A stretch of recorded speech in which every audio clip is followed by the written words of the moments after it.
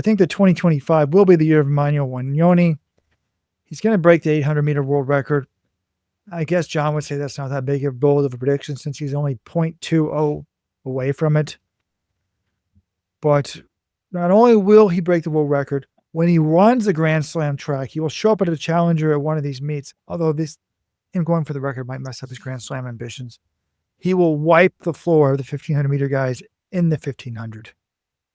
So John seemed to think this is preposterous, but my thing is like, this is unrabbited. You're not going to have Jakob pushing the pace. I'm assuming he's coming to race without Jakob in it. And then he becomes what Jakob does to the men's 5,000. You can't outkick him. He's got great endurance for that event, and he kills everybody.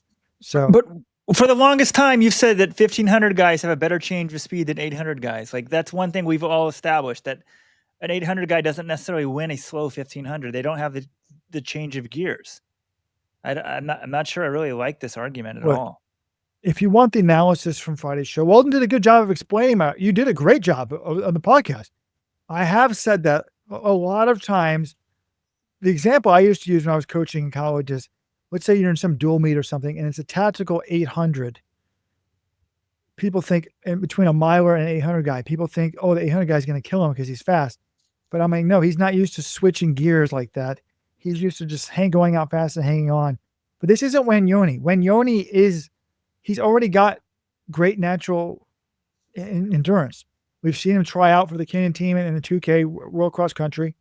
And we've seen him kill Hobbs Kessler in a road mile at Adidas where he turned the corner. It was like a 90-degree turn. He had like a nitro.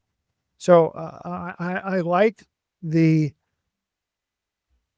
vocabulary that Thoughts Leader was using on Friday's show, the twitchiness. Like he can accelerate. He's good at accelerating at the end of these 800s. He's not your go out fast, hold on and die 800-meter runner. So I think he's going to be very good in tactical 1,500s.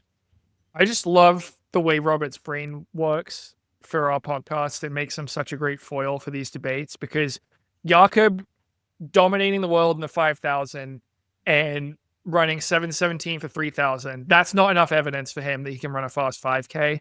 But Wanyonyi winning some road mile with a bunch of turns in April in 3:54, that to him is proof that this guy will wipe the floor with the best milers in the world and Grand Slam track. So it's just the justification here. It's so crazy, but I love it.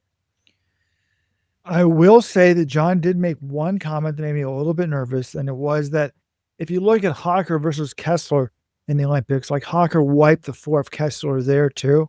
So maybe wiping the floor of Kessler, even though he's fifth in the Olympics, isn't that indicative that you'll win the 1,500?